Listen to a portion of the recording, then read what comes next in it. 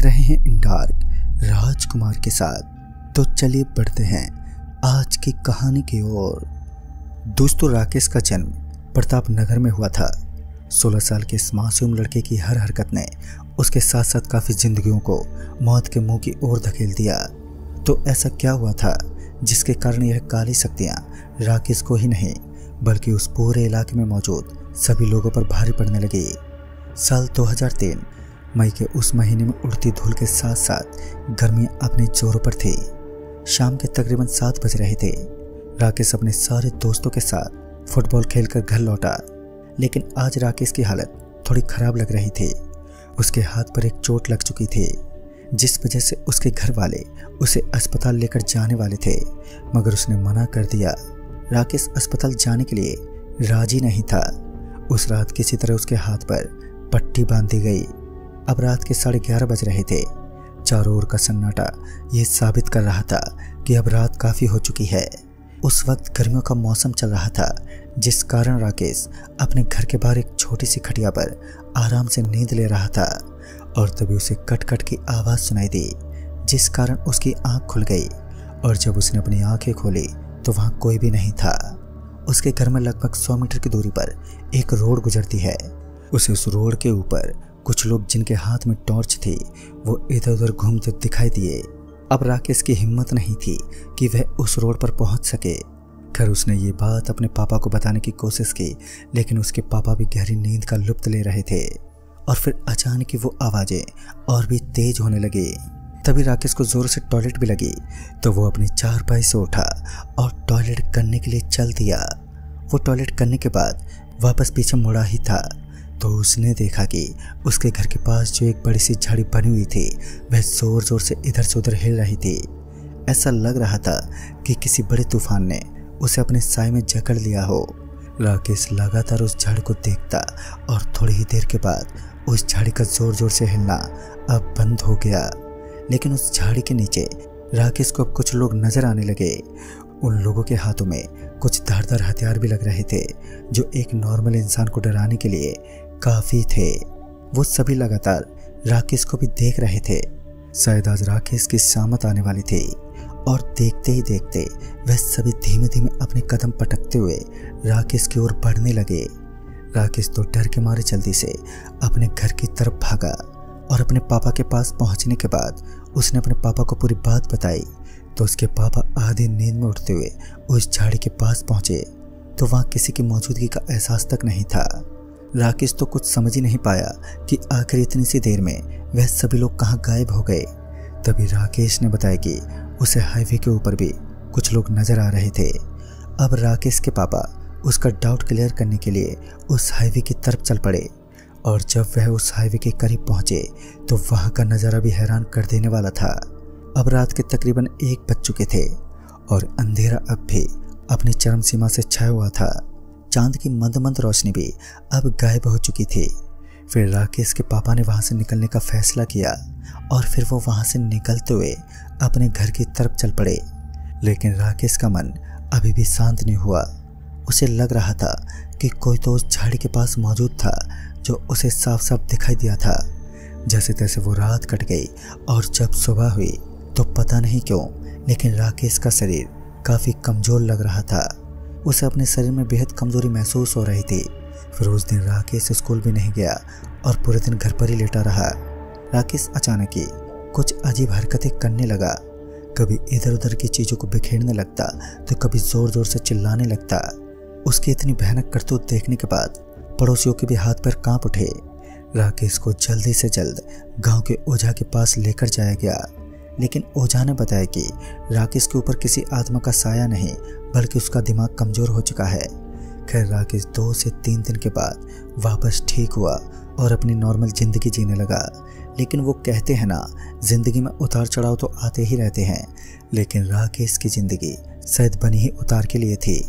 एक रात जब उसने इस तरीके का खौफनाक मंजर देखा, जिसे देखकर कमज़ोर दिल वाले इंसान की मौत होना तय थी। एक बार फिर रात के लगभग 11:30 बज रहे थे। ये वही वक्त था जब राकेश को एक बार फिर टॉयलेट लग रही थी। लिहाजा राकेश अपनी चारपाई से उठा और टॉयलेट करने के लिए वो बाहर चल दिया।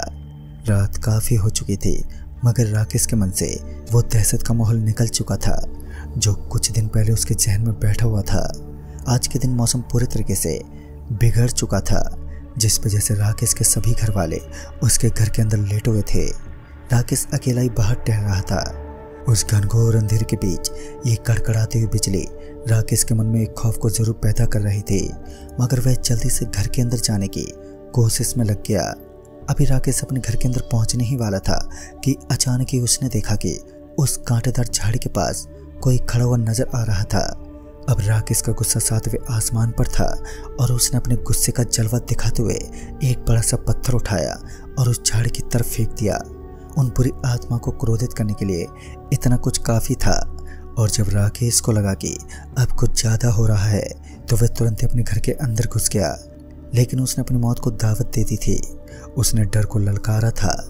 उसे अपने पीछे पीछे किसी के कदम पटकने की आवाज सुनाई दी, लेकिन राकेश ने उस पर बिल्कुल भी ध्यान नहीं दिया और लंबे कदम पटकते हुए वो कमरे में घुस गया। उस जोरदार अंधेरे के बीच सन्नाटा इस कदर बिखरा हुआ था कि बाहर का पूरा नजारा एक खौफनाक रूप को घोषित कर रहा था। राकेश तो इस तरह बेफिक्र होकर सो रहा था मानो कुछ हुआ ही ना हो। वो एकटक अपने चारों तरफ के माहौल को अमेजिंग करता हुआ आंखें बंद करके सोने की कोशिश करने लगा। अब रात के तकरीबन 1 बज रहे थे और एक सरसराता हुआ हवा का झोंका अचानक ही कमरे में घुस गया। उस समय कमरे की खिड़की और दरवाजे पूरी तरह से खुले हुए थे। हालांकि कमरे के अंदर राकेश के मम्मी और पापा भी मौजूद थे, लेकिन फिर राकेश को ऐसा लग रहा था कि कोई उसकी चादर को खींच रहा है जो उसे मच्छरों से बचाती थी। और जब उसने अपनी आंखें खोलते हुए अपने चारों तरफ देखा तो अब वहां कोई भी मौजूद नहीं था। खौफ का एक एहसास अब उसके शरीर में सनसनी मचा रहा था। राकेश को अच्छे तरीके से पता ही चल चुका था कि कोई ना कोई बुरी शक्ति अब उसके आसपास मंडरा रही है, लेकिन अब तक उसे इस बात की भनक तक नहीं थी कि उसने जिस हरकत को अंजाम दिया था उसी भयानक परिणाम की वजह से वो आत्मा उसके पीछे पड़ी थी। अभी वक्त गुजर ही रहा था कि किसी ने राकेश का मुंह ढक दिया और तभी उसकी सांसें बंद होने लगी। राकेश पूरा पसीने से लथपथ हो चुका था और इसी हड़बड़ी में राकेश का पांव अचानक एक कांच की बोतल से टकरा गया और वो बोतल वहीं नीचे गिर पड़ी। और उस बोतल के गिरने की आवाज़ सुनने के बाद राकेश के सारे घर वाले एकदम से उठ खड़े हुए और जब उन्होंने राकेश को इस बुरी दशा में देखा तो उसे पानी पिलाया गया। राकेश की दशा इतनी खराब हो चुकी थी कि वो अब बोलने के लायक तक नहीं था और उसके पापा ने जब उसे इस तरह अपनी बुरी दशा के पीछे का कारण पूछना चाहा तो वह कुछ बोल ही नहीं पाया। ये रात राकेश के लिए अब तक की सबसे खौफनाक और डरावनी रात थी, लेकिन राकेश को कहाँ पता था कि यह सिर्फ एक ट्रेलर था। पूरी पिक्चर तो अभी बाकी थी। थोड़ा वक्त गुजरने के बाद जब सुबह हुई तो राकेश पूरा बुखार से गर्म हो चुका था। उसका पूरा शरीर जोरों से तप रहा था मानो उसके शरीर में आग लग गई हो। राकेश के पापा उसे अस्पताल लेकर गए और अस्पताल से गोली दवाइयाँ लेने के बाद वह अपने घर वापस लौट गया, लेकिन अभी उसकी दशा में कोई सुधार नहीं था। पूरा दिन बीत जाने के बाद जैसे शाम का समय हुआ तो पता नहीं कैसे लेकिन राकेश का पूरा शरीर नॉर्मल होने लगा। अब उसे सब कुछ अच्छा महसूस हो रहा था। और बाद में जब राकेश के पापा अपने घर लौटे तो उन्होंने देखा कि राकेश की हालत अब काफ़ी ज़्यादा सुधर चुकी थी। वह अपने घर में इधर उधर मस्ती करने में लगा हुआ था, लेकिन उसको क्या पता था कि यह शांति बस कुछ पलों की शांति है और उसके बाद क्या होने वाला है इस बात से तो राकेश के साथ साथ उसके पापा और उसके घर वाले अनजान थे। जैसे जैसे रात गहरी होने लगी तो सभी लोग अपने अपने बिस्तर पर लेट गए और सभी की आंखें भी लग गईं, लेकिन राकेश के पापा अभी लैपटॉप पर काम कर रहे थे, जिस कारण वो अभी भी जगे हुए थे। रात गहरी हो चुकी थी, चांद आसमान से गायब था, सन्नाटा इस कदर छाया हुआ था मानो यह चुप्पी किसी आने वाले तूफान का संकेत है। राकेश के पापा अपने घर से बाहर निकले और फिर इधर उधर टहलने लगे, क्योंकि आज राकेश के पापा को भी काफ़ी कुछ अजीब लग रहा था। पता नहीं क्यों, लेकिन आज उनका मन भटक रहा था।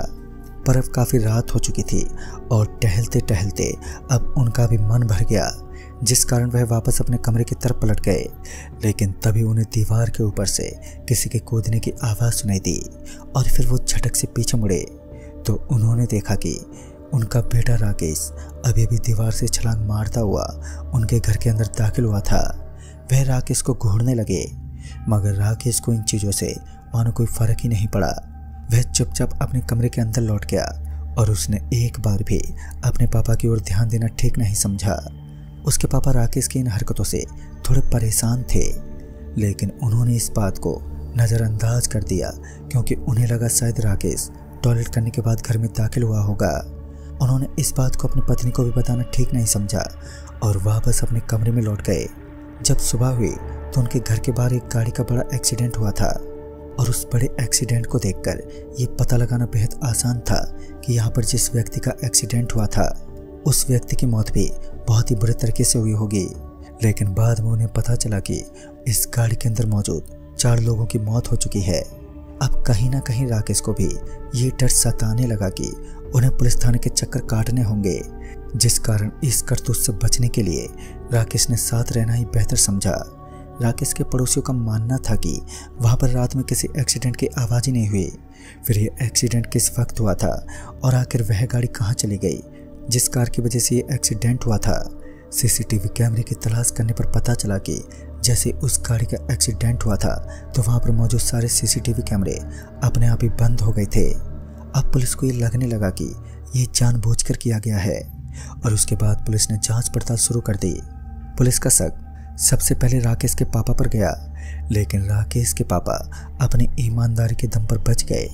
वहाँ पर मौजूद सभी लोगों से इस बारे में बातचीत की गई, लेकिन किसी को भी इन बातों के बारे में जरा भी ध्यान नहीं था कि पुलिस वालों ने धीरे धीरे इस केस को बढ़ावा देना शुरू कर दिया। फिर 2 दिन बीत गए और सब कुछ नॉर्मल होने लगा। राकेश की हालत पहले से काफ़ी अजीब लग रही थी। उसकी अजीब अजीब हरकतें हर किसी को परेशान कर देती। कभी कभी छत के ऊपर से कूदना या भारी से भारी वस्तु को एक जगह से दूसरी जगह पर खिसका देना, ये एक बच्चे का काम तो नहीं था, लेकिन राकेश तो मानो ये आसानी से कर लेता था। उसके पापा को भी राकेश की ये हरकतें काफ़ी अजीब लगने लगी और थक हार कर उसके पापा ने फैसला किया कि वो राकेश को एक ओझा के पास लेकर जाएंगे। फिर दूसरे दिन का वक्त आया और राकेश के पापा ने राकेश को अपने साथ चलने को कहा। राकेश भी मस्ती से उनके पीछे पीछे चल पड़ा और फिर राकेश के पापा उसे एक ओझा के पास लेकर पहुंचे और जैसे राकेश की नज़र उस मंदिर पर पड़ी जिसके अंदर वो ओझा अपने तप के द्वारा उस जगह को दिव्य बनाता है, तो राकेश जोर जोर से चिल्लाने लगा। राकेश की यह दशा इतनी ज़्यादा भयानक बन चुकी थी कि राकेश के पापा इस मंजर को देखने के बाद पूरी तरह से कांप उठे। उन्हें अपनी आंखों पर विश्वास नहीं हो रहा था। राकेश के पापा ने उसका हाथ पकड़ लिया और उसे मंदिर के अंदर लेकर जाने की कोशिश करने लगे, लेकिन राकेश की ताकत इस वक्त इतनी ज़्यादा बढ़ चुकी थी कि वह एक नहीं बल्कि काफ़ी सारे इंसानों को अकेले दम पर इधर से उधर फेंकने की काबिलियत रखता हो। राकेश के पापा धड़ाम से ज़मीन पर गिर पड़े, लेकिन तब तक बहुत देर हो चुकी थी क्योंकि अब उस मंदिर के काफ़ी पुजारियों में से एक पुजारी जल्दी से राकेश के पास पहुंच गया और उसके ऊपर सफ़ेद सफ़ेद राख जैसा अचानक ही कुछ फेंक दिया, जिस वजह से राकेश की आंखें जलने लगी और उसकी आंखों में बहुत ही जोरों का अब दर्द होने लगा। और फिर उस मंदिर के पुजारी ने अचानक ही राकेश को पकड़ लिया और उसे घसीटते हुए उस मंदिर के अंदर लेकर पहुंच गया और फिर राकेश को सच बुलवाया गया। तब जाकर राकेश के अंदर मौजूद उस आत्मा ने बताया कि उसका नाम संजीव है और वो काठमांडू गांव का रहने वाला है और 3 साल पहले ही किसी वजह से उसका एक्सीडेंट हो गया था। पूरी रात वो सड़क के ऊपर तड़पता रहा, लेकिन किसी ने उसकी मदद नहीं की और उसकी वहीं मौत हो गई। बाद में उस ओझा के द्वारा उस आत्मा को शांत कर दिया गया और फिर राकेश नॉर्मल हो गया।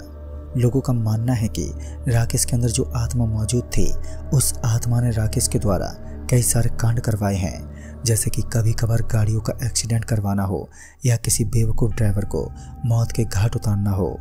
लेकिन अच्छी बात तो ये है कि उसके बाद में राकेश बिल्कुल ठीक हो गया और आज वो एक नॉर्मल ज़िंदगी जी रहा है।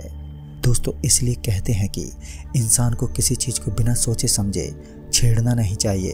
शायद उस दिन राकेश उस पत्थर को ना फेंकता तो उसके हाथों से किसी की हत्या नहीं हो पाती। तो दोस्तों, इस कहानी में बस इतना ही। तब तक के लिए बाय एंड टेक केयर।